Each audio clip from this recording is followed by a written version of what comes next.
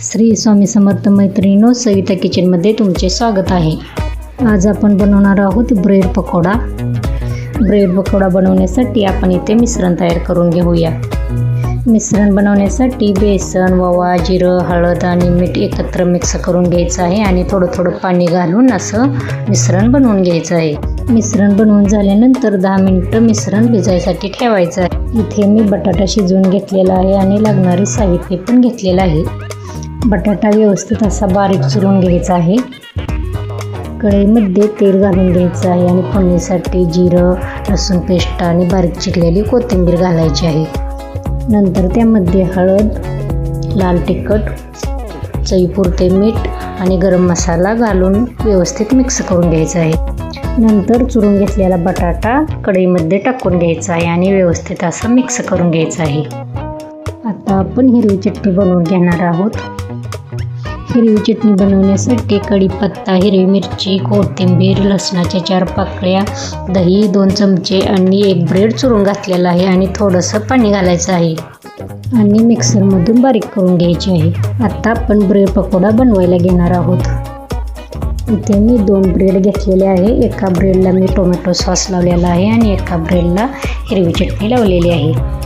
आता एका ब्रेडवर अशा प्रकारे बटाट्याची भाजी भरून घ्यायची आहे। तुमच्या आवडीनुसार तुम्ही कमी जास्त भरू शकता। भाजी भरून झाल्यानंतर दुसरा ब्रेड असा या ब्रेडवर ठेवून घ्यायचा आणि व्यवस्थित असं चक्कूच्या साहाय्याने कट करून घ्यायचं। कट करून घेतल्यानंतर ब्रेड असं मिश्रणामध्ये ठेवून व्यवस्थित मिश्रण लावून घ्यायचं आणि आपण गरम तेलामध्ये तळून घेणार आहोत। तुम्ही पाहू शकता ब्रेड पकोडा आपला किती छान आलेला आहे। ब्रेड पकोडा म्हणण्याऐवजी आपण या पदार्थाला ब्रेड पॅटीस सुद्धा म्हणू शकतो। हे पहा, ब्रेड पॅटीस आपले किती छान आलेले आहेत। अशा प्रकारे सर्व पॅटीस आपण तळून घेणार आहोत। आणखी एका पद्धतीनं ब्रेड पॅटीस मी तुम्हाला बनवून दाखवते। इथे मी किसान जाम घेतलेला आहे। एका ब्रेडला किसान जाम लावायचा आहे आणि दुसऱ्या ब्रेडला आपण टोमॅटो सॉस लावून घेणार आहोत। किसान जाम लावल्यामुळे आपल्या ब्रेड पॅटीसला खूप छान चव येणार आहे। आंबट, गोड, तिखट अशी चव येणार आहे याला आणि खायला पण खूप मस्त लागतं।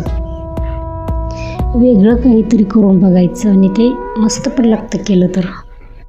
दिसायला सुद्धा किती छान दिसतंय बघा तुम्ही।